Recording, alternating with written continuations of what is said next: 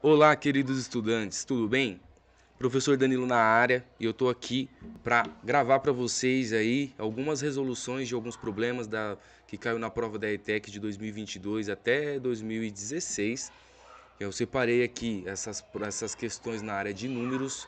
Vai ser um vídeo por prova, então vamos ver aqui na prova de 2022 o que foi que caiu aí, que exigia as habilidades aí da área de números nas áreas das exatas de matemática aí, tá bom?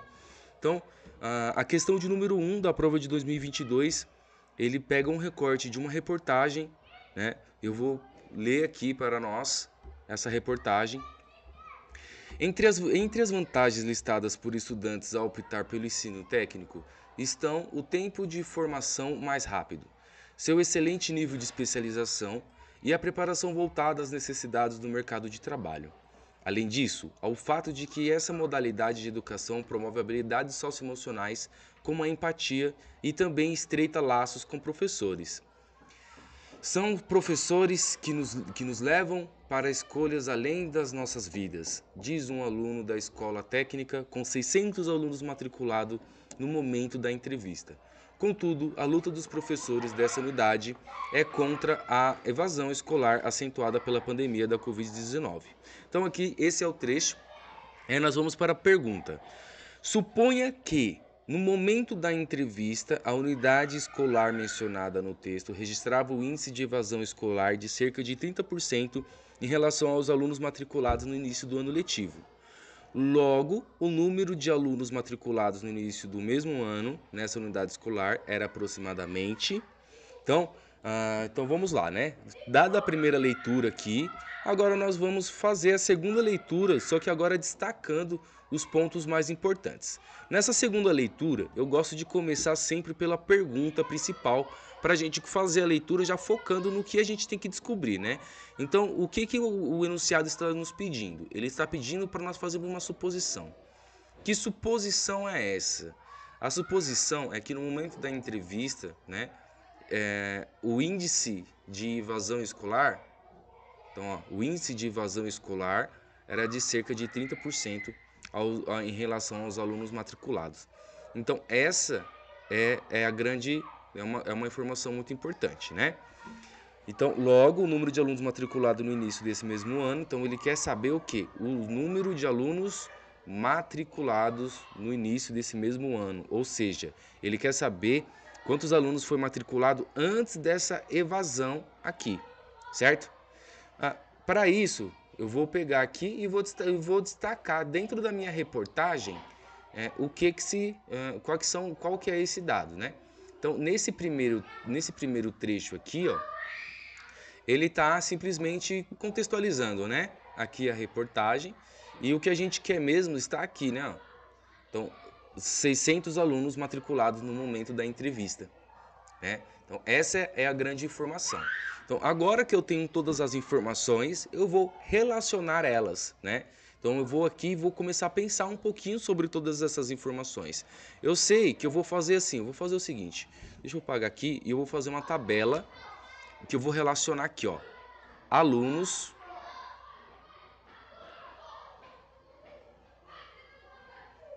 e a sua respectiva porcentagem, beleza? Então vamos lá. Se a informação que foi dada foram 600 alunos, a pergunta que fica é: esses 600 alunos, ele representa quantos por cento do total dos alunos, né? Então, levando em consideração que houve uma evasão escolar, ou seja, um abandono escolar de 30%. Então, se depois de 30%, que 30% saiu, ficou com 600 alunos, logo, se o total é 100%, eu vou tirar os 30% que evadiu e esse número vai me representar 70%.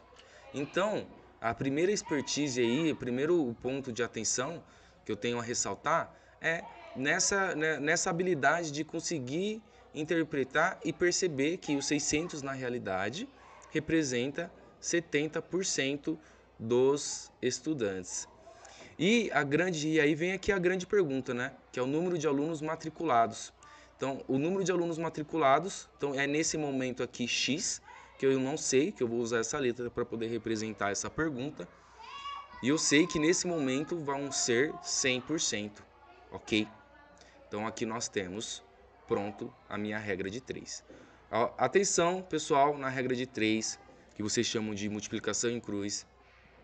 O que não pode acontecer aqui nós temos a situação, vou colocar aqui embaixo, a situação 1, que é a situação da matrícula. E aqui nós temos a situação 2, que foi o momento da entrevista, tá? Então, o que você tem que tomar cuidado? Para quando você for preencher aqui essa tabela, quando você vai colocar aqui na regra de 3, você acabar não colocar os valores invertidos aqui, porque senão vai dar erro, tá bom? Esse é o maior medo, né? Esse é um erro muito comum, na verdade, né? E eu vou resolver aqui esse problema. Então, como vocês dizem, né? Multiplica em cruz, ou então o produto dos extremos é igual ao produto dos meios. Então, vamos lá. Produto dos extremos é igual a 600 vezes 100, vai ser igual a 70 vezes x. Então, x é igual... Meu x aqui parece um y. X é igual a 600 vezes 100 sobre 70, ok?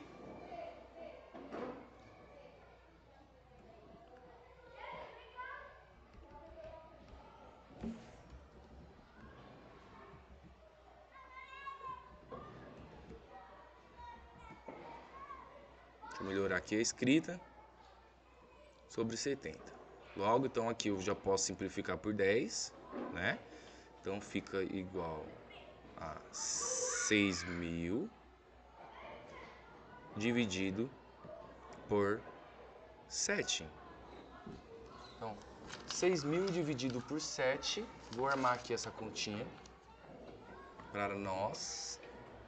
Fica assim, só para poder aí, quem não lembra direito como que faz a divisão, já fique atento com a revisão de divisão. Então, 6.000 dividido por 7. Então aqui vai dar 8, né? Então, tiro 56. Vão sobrar 4. Próximo algarismo, então aqui 40. Que assim vai dar 5. 5 vezes 7, 35. Tiro 35, sobram 5, abaixo 0, 50. Certo? 50 vai dar 7. 7 vezes 7, que dá 49. E sobra 1. Certo? Então, deu aproximadamente 857. Então, note que a pergunta está aqui, ó, o valor aproximadamente. Então, ele permite uma quantidade de uma flexibilidade aí, né? Não precisa ser necessariamente o valor exato, né? E sim o valor mais próximo. Então, a gente observa aqui as nossas alternativas, né?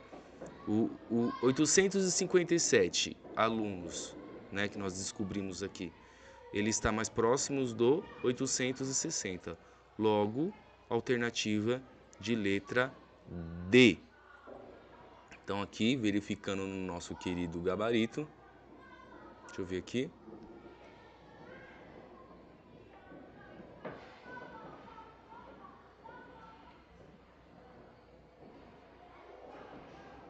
Ui. É a D, gente. Eu tô tentando tirar aqui esse negócio que eu coloquei aqui na frente, mas...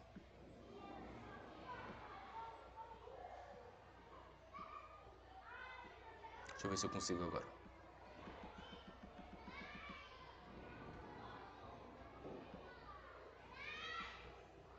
D, viu? É isso aí, galera. Vamos para a próxima questão aí de 2022 que envolvia número. Foi a questão de número 4. Ela, na verdade, essa questão aqui, ela tem a ver com ciências também, né? E o interessante é que ela já dá um enunciado, ele já dá uma interpretação aqui possível, né? Então, ou seja, se você tem a capacidade e a paciência de sentar e ler, né, e resolver aí a questão de entender, você consegue aí acertar essa questão mesmo sem, por exemplo, saber sobre essa relação aqui desse suco que ele vai se referir no enunciado, tá? Então, para isso, eu vou ler aqui o enunciado para nós. Um momentinho, deixa eu ajeitar aqui. Então, aqui. O agrônomo também será responsável pela adubação da área a ser cultivada. Eu acho que no caso tinha alguma questão antes que é a continuação de uma questão anterior, mas você vai ver que não tem problema nenhum, tá? A quantidade de adubo recomendada é o número expresso na unidade de quilogramas por hectare, né? Então isso daqui é uma razão, observe que é uma fração que relaciona duas grandezas, a grandeza de massa e a grandeza de área, né? Então massa é quilogramas por hectare. A adubação é geralmente realizada em sucos. Nesse caso, transforma-se a quantidade Q de adubo em quilogramas por hectare para grama por metro, tá? Então, para cada suco, a fórmula utilizada é Q, que representa a quantidade de adubo, vezes E, que representa aqui ó, o espaço em metros entre os sucos, dividido por 10, tá? Então, esse daqui é a formulazinha. Então, qual que é o contexto aqui? O contexto é a adubação de um trabalho de um agrônomo, né? Em adubar a terra. E aí tem algumas relações de alcalinidade e tudo mais, a sua especificidade, e que está se dando aqui os detalhes agora, tá? Então, só para recapitular, o que nós vimos até agora? A gente viu que há algumas coisas, né? Que o Q representa a quantidade de adubo em quilogramas por hectare e que para você conseguir fazer a conversão, você tem que fazer, no caso, ou seja, para gramas por metro, você vai utilizar a seguinte fórmula. Você vai pegar o valor do adubo vezes esse E aqui, que no caso é o espaço entre os sucos, dividido por 10, tá? E aí você vai ter o resultado em gramas por metro. Então, veja o exemplo, então tem até um exemplo aqui. Veja o exemplo de cálculo da quantidade de adubo considerando-se a recomendação de 350 kg por hectare em um espaço de sucos de 45 centímetros, tá? Então, beleza? Então, aqui no caso do exemplo, ele se observa que ele dá o quanto que se quer, né? Então, isso com certeza deve variar de planta para planta. Então, a recomendação dessa situação aqui é que seja 350 quilogramas a cada hectare e o espaço entre os sucos de 45 centímetros. E aí vem aqui, né? Primeiramente, deve-se fazer a conversão de centímetros para metros. Então, ó, se converteu de centímetros para metros. Então, até esse detalhe o enunciado está dando, né? Por quê? Porque é um erro comum. A pessoa vê aqui o 45 e está em centímetros, mas só que a unidade de medida está em metros, né? Então, aí é um erro que acaba acontecendo quando a gente esquece de fazer a conversão, tá? Depois, usando a forma apresentada, temos o 350, que foi o valor que ele deu aqui, o 45 já em metros, dividido por 10. Então, na hora que faz a continha aqui, né, você faz o 350 vezes 45, o resultado dividido por 10, você tem como resultado 15,75 gramas por metro, tá? Então, aí você vem aqui a resposta. Logo, a quantidade de adubo para um suco de 100 metros, o comprimento será de tanto por tanto, 175 gramas, 15,75 gramas por metro, beleza? Vezes 100 metros, que é a quantidade de metros que tem o terreno, você vai precisar de 1.575 gramas de adubo para poder dar cabo dessa área, tá? Então, aí aqui ele coloca uma outra situação. Depois do exemplo dado, então veja só, ele deu o exemplo, então se você consegue ler, se você consegue identificar aonde que você vai substituir cada uma das variáveis, né? Então tudo isso são habilidades que essa questão está avaliando. Você consegue identificar o que vai aonde, né? Então, cuidado das situações e para facilitar essa realização foi dado até um exemplo, né? Então, a gente já sabe aqui, eu vou copiar a formulazinha aqui, que é o Q, que é a quantidade de adubo, vezes o espaçamento, dividido por 10, tá? Então, não tem mistério. Vou colocar aqui. O que eu preciso de saber? Da quantidade de adubo, né? Em quilogramas. E também preciso de saber o espaçamento. Vamos ler. Considerando uma recomendação para adubação de 500 kg por hectare, né? Ó.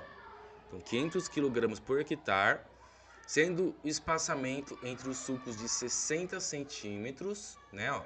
Então, ou seja, aqui, ó, vai ser 500 kg por hectare.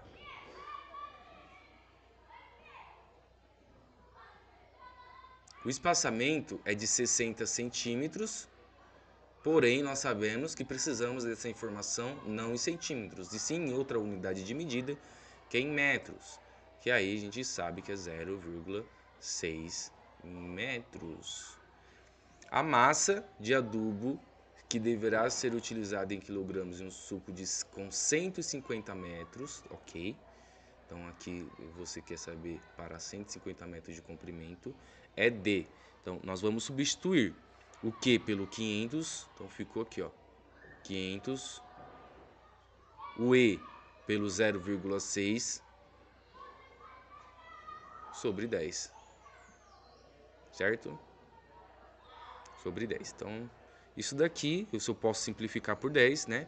É igual a 50 vezes 0,6. 50 vezes 0,6. 50 vezes 0,6. 6 vezes 0, 0. 6 vezes 5, 30. Um número depois da vírgula, um número depois da vírgula. Então, minha resposta é 30. Mais 30 o quê? 30 gramas por metro. Porém, eu não tenho apenas, se fosse apenas 1 metro, o que isso significa? Que se fosse apenas 1 metro, seriam necessários 30 gramas, né? Para você poder fazer aí a adubagem correta. Só que o espaço, na verdade, ele é de 150 metros. Então, é 150 vezes 30, certo? Então, esses dois zeros aqui, ó, a gente sabe que eles vão só ocupar. 3 vezes 15, 45, certo? 4.500, resposta E. Vamos verificar aqui o gabarito para ver se houve algum erro. Eu acredito que não houve erros. Vamos ver. Houve erro!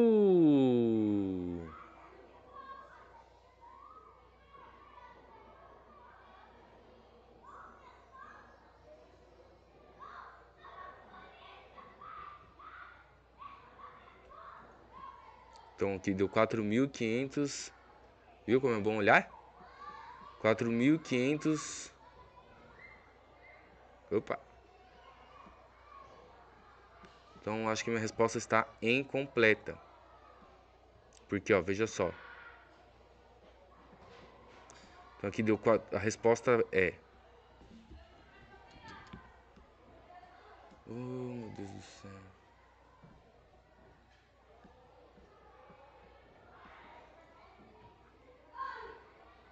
4.500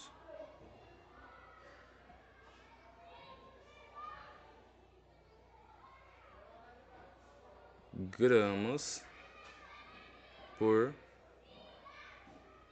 metro.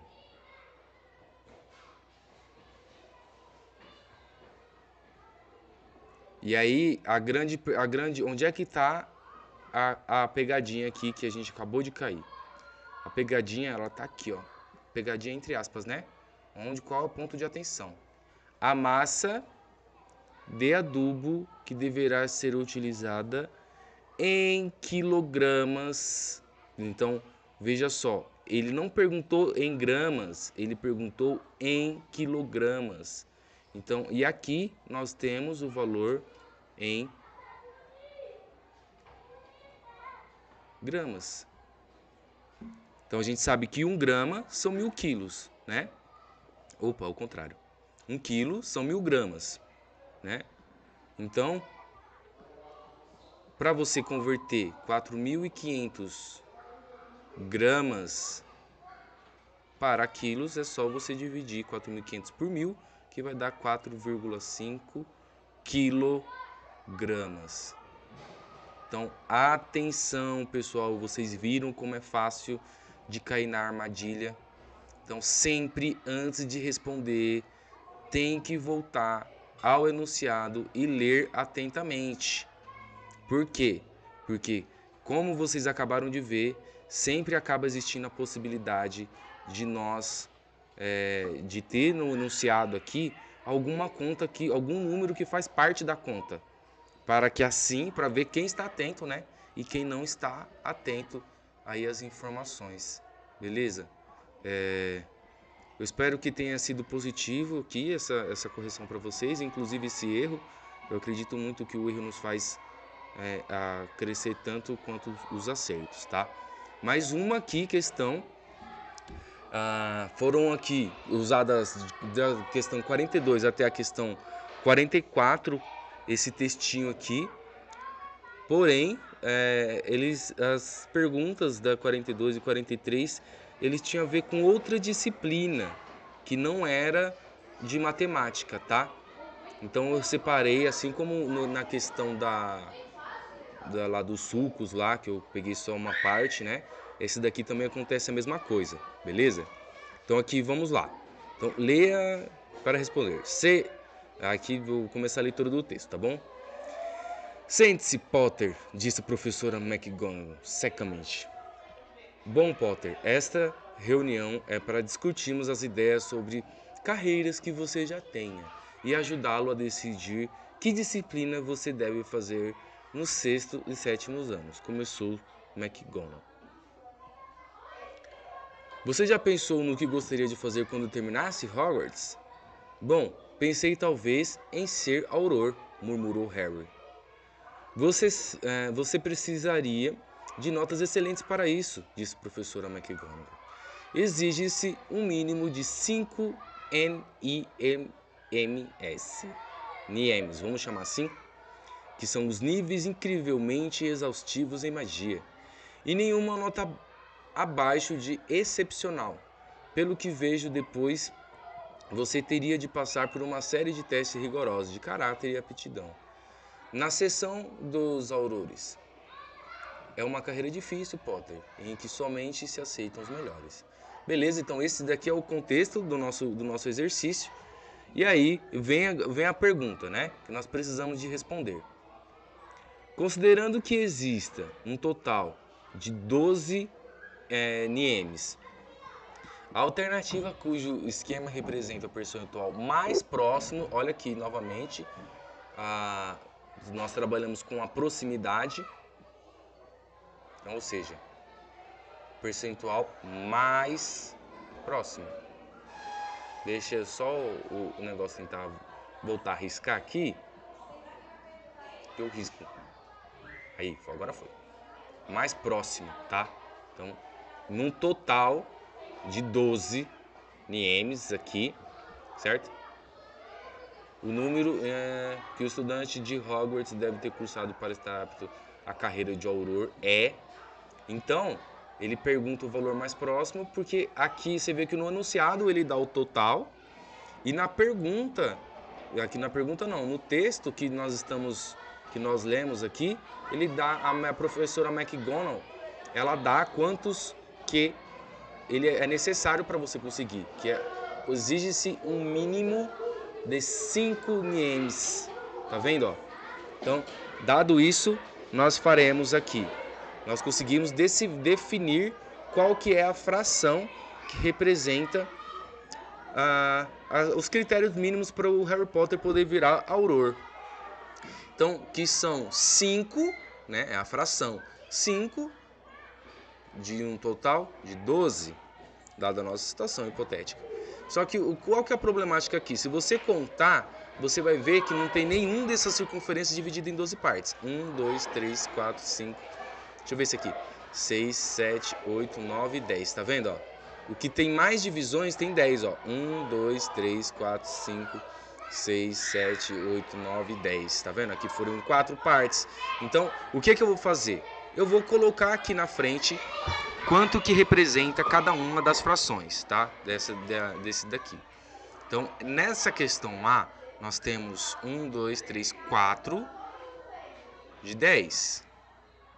Na questão B, nós temos aqui a parte sombreada, que é cursados, que são 3 quartos. Esse daqui tem 1, 2, 3, 4, 8, né? Então foram 5 de 8. Nesse daqui são 10 e sombreados são 1, 2, 3, 4, 5, 6. Na D são 6 de 10 e na E 1 quarto. Beleza?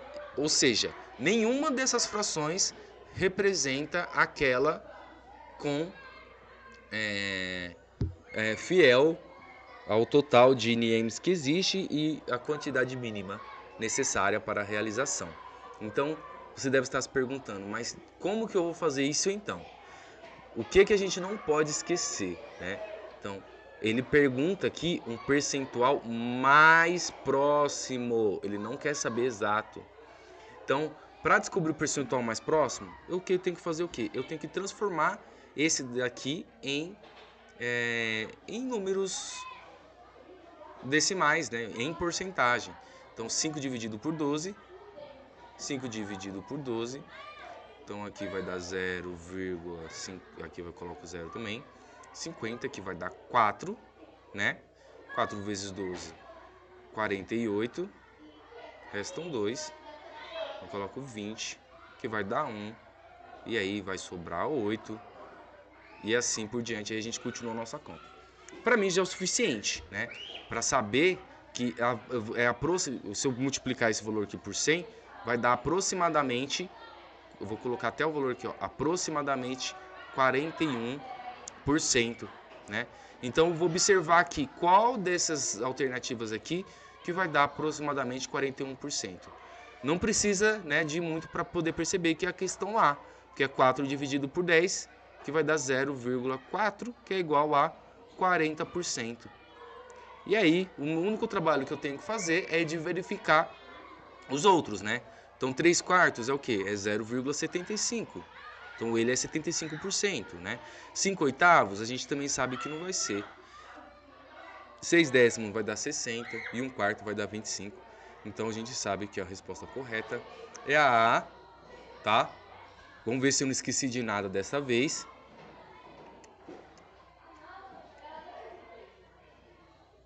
Vamos ver se eu esqueci de nada.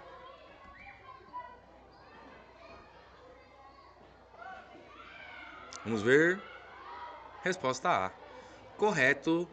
Então, por enquanto é isso. Lembrando que vão ser vários vídeos.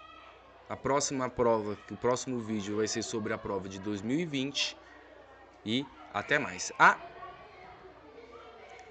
prova de 2020, já gostaria até de dizer aqui, ó, que ela também, essa questão foi a mesma que caiu em 2020, que caiu em 2022, também caiu em 2020, tá? Então nós não vamos fazer. Essa questão de número 4 também nós já fizemos, caiu exatamente do jeito que está aqui na prova de 2020. Então, ou seja, a prova de 2020 e de 2022 essas duas questões, elas foram exatamente iguais. Então, por isso que aqui nesse setor, nessa área aqui de números, eu já vou direto para a prova de 2019. Ok, muito obrigado e até a próxima.